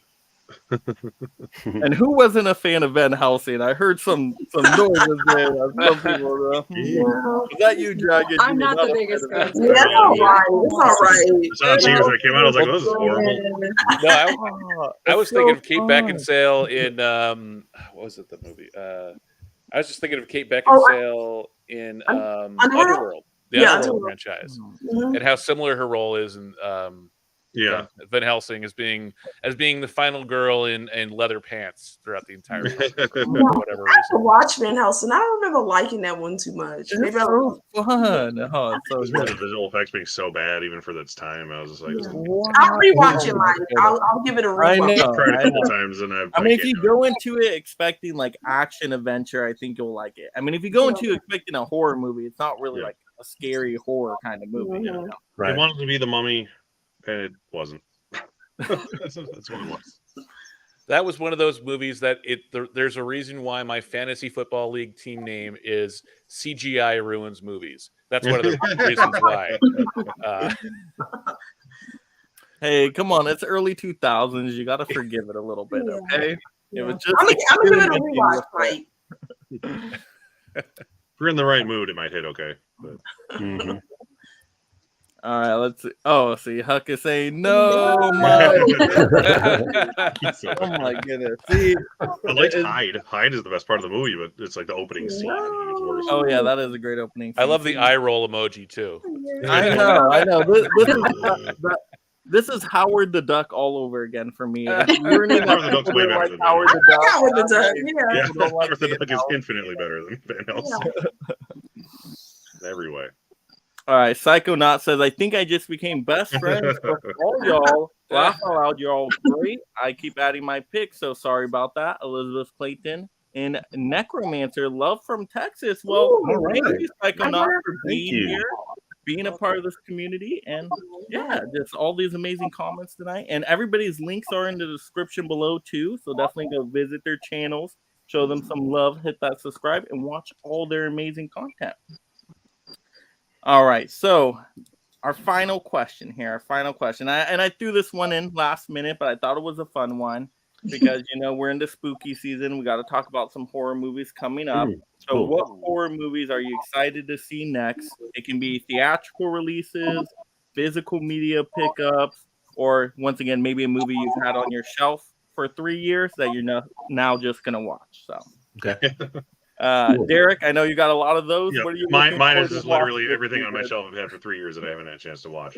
I really want to watch The Changeling as soon as I possibly can. I still need to watch my Henry 4K. I finally watched my Dawn of the Dead I've had for a year yesterday. And it takes a while. But I'm trying to think. I want to watch that documentary, like the horror documentary that's on Hulu. Am I crazy? Is that what it is? I think Tiana shared it earlier. Oh, Okay, so it was a documentary that intrigued me. And I love horror documentaries. So like I'm looking forward to that. And I can't think of the name of that really long one, like Tales of Darkness or whatever of the 90s or whatever they're making right now. I'm looking forward to that, but that's probably not going to be done for like another year. And I want to watch that Robert Englund documentary really bad. I haven't had a chance. I haven't found it anywhere.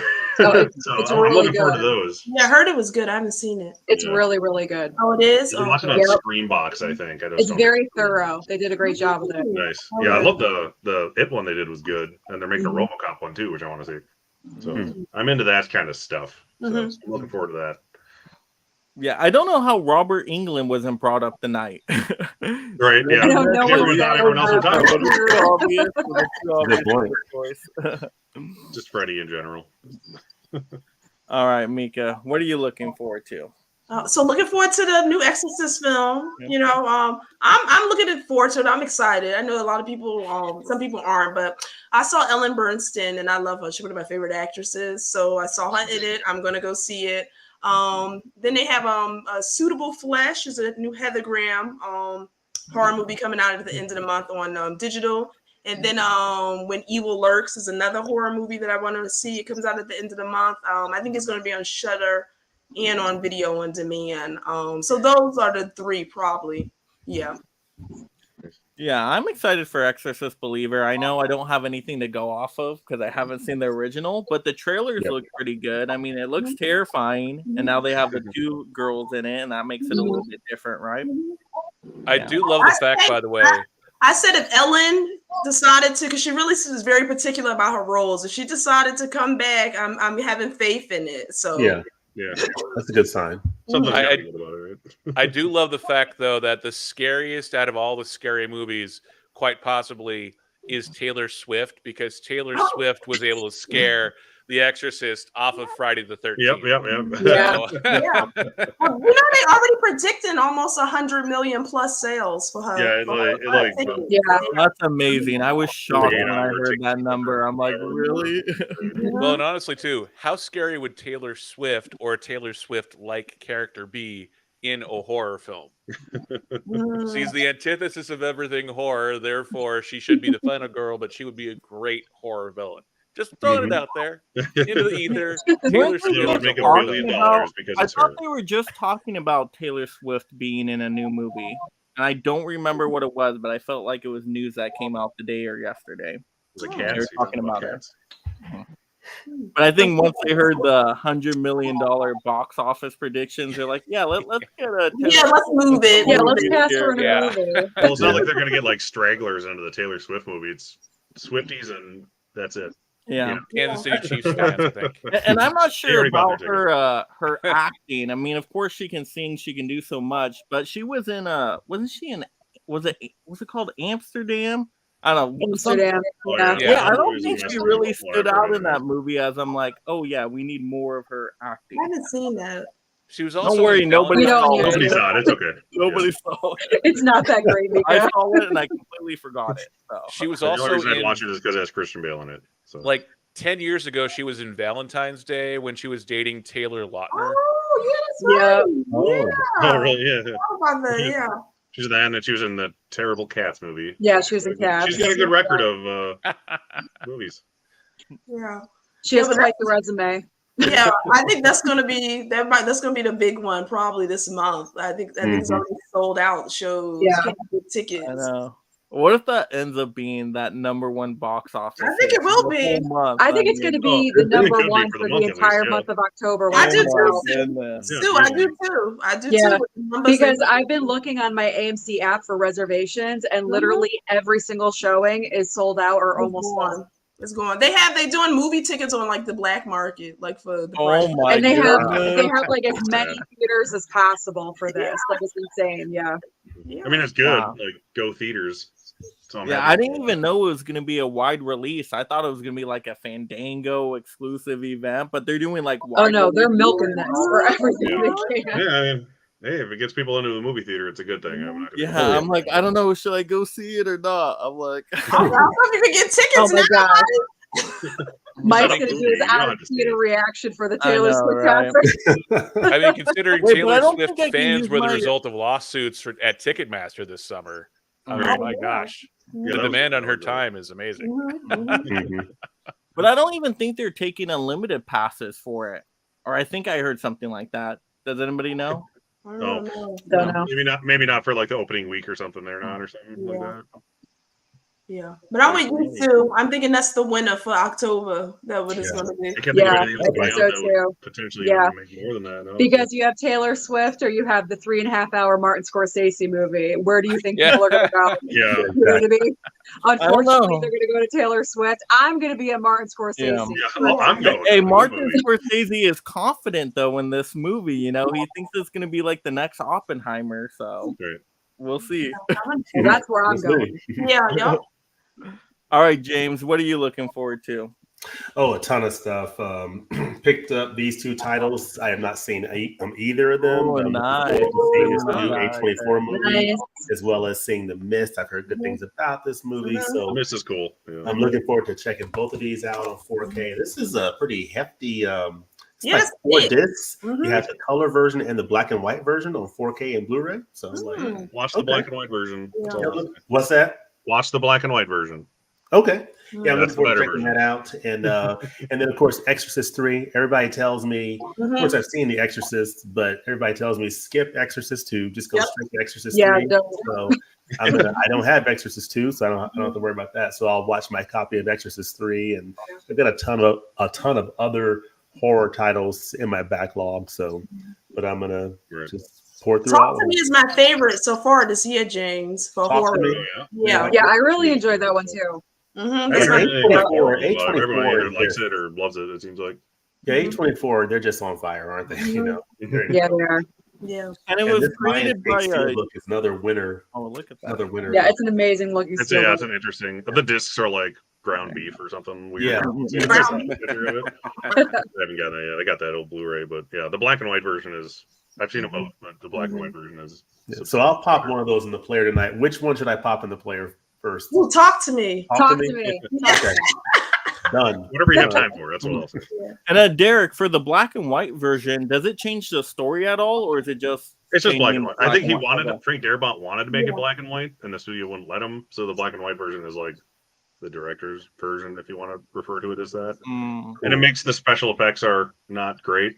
It makes it seem more acceptable, I guess. Like it doesn't make them look better, but it makes them seem more like old fashioned. It seems more like an old fashioned like 50s monster movie if you watch the black and white version. Oh, okay. It improves it for that reason. Have to check it Yeah. out. But that's awesome that they gave the 4 disc in that one, and it was Yeah. reasonably priced too. It was like $27. Yes. But what's weird Yeah. is the steelbook was the same price as the slipcover, right? Or the regular edition for No, the slipcover is like $4 cheaper. I think it's like Is it? Yeah, it was Okay, a little they bit finally cheaper. dropped the price. Mm. Okay, because I know on Amazon for the longest time it was showing the same price. So glad Yeah. they dropped the Mm. price at least. Nice. All right, Sue, what are you looking forward to? Everything across from me, like Yeah. myself, trying to do the 90 movies in 30 days. Hey, I'm doing it so far. I already watched one movie today. I need 2 more. So, so working through that. As far as like what's coming out, I'm optimistic for Exorcist Believer. I have fingers crossed. Maybe something can come out of that that's decent. It won't be a total shit show, hopefully. So there we go. And there's a lot of great stuff on streaming coming out. Mm-hmm. You know, because Mika, you mentioned it on your Instagram. Yep. You know, you're always pointing, and I'm like, oh, what's she pointing at? I'm always watching. And there's a lot of great stuff, especially Slaughterhouse on Hulu coming out. The Killer Sloth. Killer Sloth. I heard So about that. I'm definitely gonna watch that just for fun. That's coming out in a couple weeks. intrigued by that one now. I'm like, just how is that intrigued by even that one. possible? Like Exactly. a sloth? That's why you have to watch it. How The is this a sloths killer aren't supposed sloth? to I want move. to I know. don't get it. Oh, no. That's good. I'm gonna watch though. That'll be interesting to see. Yeah, exactly. Yeah, that'll be fun. Yeah. Yeah. All right, Dragon, what are you looking forward to? My and this is just a singular one, and it may or may not even be considered a horror film per se, but I think it's channeling horror films a little bit, and that is from director Yorgos Lanthimos. Oh yeah, Emma Stone, Mark Ruffalo, William Dafoe, Poor Things. There's just something weird and awesome and independent film type thing about this film that clearly is, it's channeling Frankenstein's wife. It's just, if you love Yorgos Lanthimos films, and I have not seen The Favorite, but The Lobster is one of my favorite indie films of the last 10 years. The idea of Emma Stone playing sort of a Frankenstein's monster, Frankenstein's wife, somewhere in the middle there. I love everything weird and and I don't even know if it's going to fit into the horror category or if it's just sort of weird. IMDb's listing it as a romance sci-fi film. Oh. Okay, that's as good as anything to me. Close enough. But clearly it's channeling some sort of horror element to it. So I mean, the fact that those two together, the fact that Emma Stone and Yorgos Lanthimos have been nominated for an Oscar before in The Favorite. I've not seen The Favorite. I've heard good things, obviously, but the Lobster is one of the Lobster is one of my favorite. And there's just something about that the trailers that have come out for Poor Things that just looks weird and not in an eye-rolling sort of way. It looks weird and wonderful, and I have no idea what the story is going to be for this thing. When does that one come out? Yeah, it comes out Probably to come out soon December for 8th. award season. Yeah. December 8th. Okay. Yeah, that's like my number one Oscar movie of the year. Like, I didn't even think of it when we were talking about this, but yeah, I've heard Emma Stone is should win good. Yeah, that's all I've been hearing too. Emma Stone. Got Willem Dafoe and Mark Ruffalo being amazing as always. Okay. And they premiered Poor Things at one of these film festivals recently, and the articles that were coming out about Emma Stone's performance as just going for it, and then reading the article. I don't want to throw any spoilers out there, but apparently this is, if of all the things out there that are perfect for going for it and taking that risk of, well, I don't know if I want to do that scene in this film or not. She apparently goes for it in that scene in Poor Things. So early reviews coming out are shining for it, at least in terms of being ballsy and going for it. So I'm really looking forward to it. Okay. It's called what again, Dragon? Poor Things. I just wrote it down, December 8th. Yeah. Poor Things. Remember we did our post the Populars thing we did, That was number one thing I was looking forward to for the year. I was like, Poor Things is coming up finally. Oh, I see. Yeah. Poor Things. Good old IMDb. You gotta love IMDb. Yep. And that's one of those, I wish I would have done a trailer reaction to it, because I was like, oh, what's this? And then when I watched it, I was like, damn it, I wasn't rolling on my camera. Perfect trailer reaction for Great cast. The cast. It looks gorgeous. Everything December the 8th. Yeah. Okay. And you guys said it's getting good reviews from what you heard? Yeah. It's the best reviewed thing that's been coming out of all the festivals lately. All right. Well, you guys had great choices. I'm definitely looking forward to all of those. I do need to catch up on the streaming stuff as well. Mika, you were mentioning that streaming movie on the conversation, right? What was that one on Hulu that everybody's talking about right now? No One Will Save You. That was really good. That's good. Yeah, watch that. That is good. That is definitely high on my watch list. Yeah, that was really well done. I loved it. No One Will Save You, you said? Yeah. Okay. Nice. That's a good one, yeah. Yeah, everybody's been saying pretty good things about that one. So I'm like, ooh, okay. Yeah. Streaming title, that's pretty good. I got to check it out. I just signed up for the Disney bundle, so I've been going through Hulu the last couple days, and I'm like, oh, I wanted to see that, and wanted to see that. And then the one that surprised me that no one has mentioned yet, because this one came out of nowhere. I was watching a movie at the movie theaters, and this trailer came up, and I was not expecting it. They're doing a new Silent Night movie. Have you guys heard of this? Oh yeah, I saw the trailer for it. Yeah. How does it look? that's supposed to be a horror movie, right? Like they've done Silent Night movies in the past. I haven't mean, they? it looks like another John Wick-esque kind of revenge movie. Oh, okay. Yeah. I'll take it, yeah. I mean, it looks decent, but it's not a different plot line by any means at all whatsoever. It's very similar to John Wick, Sisu. I think it is. Although, what about the- coming, okay. I think it is coming from Lionsgate, so that's the reason why. Yeah. That's Yeah. kind of like their formula. Yeah. Yeah. Well, but the interesting twist on it is apparently there's going to be no dialogue, right? Because he's missing his voice. That's why it's called Silent Night. So I guess they're going to rely really heavily on the Maybe. visuals and the action. Yeah. Yeah, he's supposed to have like gotten hit in like the throat area, so he can't talk anymore, but he's going on this revenge quest. I think that's a little bit of a different take, so it kind of caught my attention. John Woo, Joel Kinnaman, Kid Yep. Cudi. Yeah, Sound John pretty good I saw lineup the there. poster. That's right. And when is that one coming out? When is that one coming out? December 1st. December 1st. Those Christmas coming up action soon, movie. and so when the trailer popped up, I'm like, wait, I've never even heard of. I didn't know this was coming out. I'm like, came out of nowhere. Yeah, I know. By the way, is anyone looking forward to Thanksgiving? The yeah. Oh, yeah. Yeah. Yeah, We I get am. another Thanksgiving kind of movie. Yeah. like I still remember watching Grindhouse in theaters and like, wow, that looks like a good fake movie trailer. And then 10 years later, it's now coming out. So I'm like, oh, Well, time. I like Eli Roth, so why not? Yeah. Yeah, I like either out too. He's cool. Mm-hmm. We need some more Thanksgiving horror. Yeah, I mean, they got Yes, machete, exactly. and they can We do don't that. have need enough. more Thanksgiving in general. Like, there's not Yeah. many Thanksgiving movies. Yeah, there's like so- seven Thanksgiving movies. Yeah, we watch the same one I know. every Thanksgiving week. Planes, That's the perfect time of year to watch automobiles, Planes, and- Trains, and I Automobiles. know. And half of them are John Hughes movies to some extent. Yeah. Yep.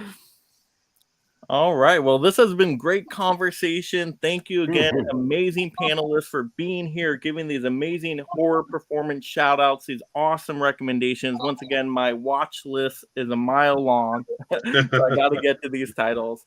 But yeah, thank you again, audience, for being here, leaving amazing comments. If you forgot to stab that like, though, make sure you do that on the way out, of course. And that subscribe if you're visiting for the first time. But I will definitely go around here and give everybody a chance to kind of promote what they got upcoming on their channels.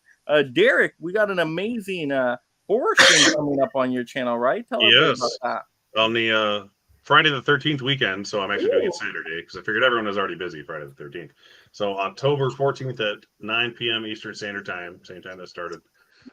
I'm doing a franchise focus stream, which I've been wanting to do since April, and I'm finally doing it now, where Mike and I and two other guests, Cody, who loves movies, and Caprice, Dracula, Oh, awesome. are going to be on it with me. We're going to be going through every Friday the 13th movie chronologically, just giving our 2 cents on the movies, and then our rankings of the franchise, and then our overall communal ranking of the franchise, just to see where that lands. But yeah, it'll be fun. It'll be like our Christopher Nolan stream we did for our Collectors Club week and all that jazz. Yeah, it looks fun. It sounds good. I've been wanting to do it for a while, so I'm glad I finally figured out a good time to start it. Yes, another plug for me. Go watch the Nolan stream. Yeah, that was a good one. It was a fun one. That's what I love that format. So. But see, Sue, you ask why I'm not watching these other movies because I gotta prep for these streams. See, I gotta go through all the Friday the 13th movies again. Well, you got to start watching 3 movies a day. You know? Oh, God. You got to It's up easy. Come your on. game a little bit. The game. Yep. Oh, You gotta up Three it, like, movies I don't know is a what you're little doing, but you gotta raise it up a little bit. Gotta be like Sue. all right, Mika, what do we got going on?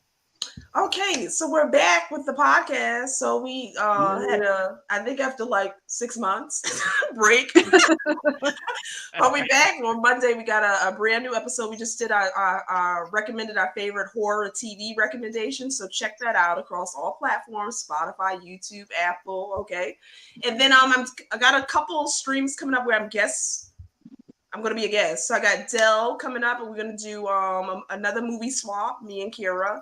And then also we're going to be on By the Numbers with Turner Fan and 4K Lowdown. Also, those 2 streams will be next week. So looking forward to those. Nice. All right, and James. All right. Well, Mike, thanks for having me again. Great time tonight, as always. And I got a couple things going on my channel, 20th and 21st Movies on this Thursday, continuing my 70s Film Frenzy Part 5. So I love talking about films from the 1970s. So I'm doing a live stream on this Thursday with 70s Film Frenzy Part 5. The focus is, of course, on horror films. So I'll talk about 10 horror films from the 1970s, and there'll be 10 70s horror films about life in the 70s. So even though Alien is a 70s film, because it's based in space and it's a futuristic film, doesn't count for Film Frenzy. So it's going to be 10 70s films about life in the 70s. So sorry, Ripley. So, and then of course, what's that? But then on Sunday, I'll continue my horror movie collection. I'm going through my horror movie collection and sharing some of those. So yeah, fun stuff. 31 Days of Horror in full effect. Yes. Love it. All right, Sue. Like I said, the 90 movies in 30 days. I got that going. A lot of like different horror collections, pretty much every single week, focusing on a different type of horror collection, breaking down my horror movie collection to show you what I have. Derek, I am not copying you at all. I planned a Friday the 13th ranking on Friday the 13th, though. It's not Saturday. Yeah, I figured everyone else would do it on Friday. That's why I wanted to do that. So I'll be doing a ranking on Friday the 13th. I rewatched all the movies. I'm all set to go. And also at the end of the month, Mika and I and the other Lost Girls, I believe, will be a part of the horror battle that we're doing, I guess. So all right. That as well. Yes. Nice. All right, and The Dragon. Lost Girls. So the last 6 months or so, I've been stepping more deeply into the live streamiverse, the the live broadcast thing. Not so much on. I'm not doing as many pre-recorded videos as I used to. So I'm stepping more into the podcast live stream space, and I've been taking a break the last week or so as I started a new job 2 weeks ago, and I already am quitting that job and starting a new job next week. So I mean, both in TV news, and actually the one I'm starting is on an entertainment show here in Las Vegas. So if anyone watches the Moore Show on Fox 5 in Las Vegas, I will be the editor on that show starting in a couple weeks here. So as I make that transition, I haven't been watching as many movies the last month or so, but I'm still trying to do more podcasting and more live streaming, and I'm playing with the idea of trying to do a live stream every day after work, even if it's not all that well prepared. I'm trying to do like a theme. I'm playing with the idea of doing a theme thing, like doing a movie math Monday, which I know isn't completely original, but do a movie math Monday, do like a Wednesday what I'm watching stream on Wednesday, just the movies I'm watching, TV shows I'm watching, and I'm thinking about doing a Thursday stream in which I do a throwback Thursdays of all my favorite films from a different franchise each Thursday or upcoming. Cool. So playing around with those ideas, but you can check out all of that on Dragon Movie Guys. So nice. And I would love to have all of you guys come on my live stream at some point here too. Oh yeah. Either. All right, and then for me, you guys all know me. I mean, everybody's done a great job plugging me already, so I don't have to do much here. But the next live stream will be my Saw franchise ranking stream, where we're going to have an amazing panel. We're going to run through all the Saw films, give our thoughts, give our individual rankings, and then do a collective group ranking. So that's going to be fun. And that's going to be, I believe, next Tuesday night, so 6 p.m. Pacific Standard Time as usual. So that's going to be super fun. But then a video day from me, of course. So videos dropping every day with different movie news topics. A lot of covering deals like Kino Lorber sale stuff, and then ranking videos and all that great stuff. And then out of theater reactions, of course, for Exorcist Believer coming up this weekend. And then the Sunday morning news live show. So every Sunday morning we take care of that. So that's super fun. But yeah, that's it for me. Thank you all. Everybody have a great night. Apparently, I got 3 movies to go watch. So I gotta get out. So have a good night out there, everyone. Good night, everybody. All right.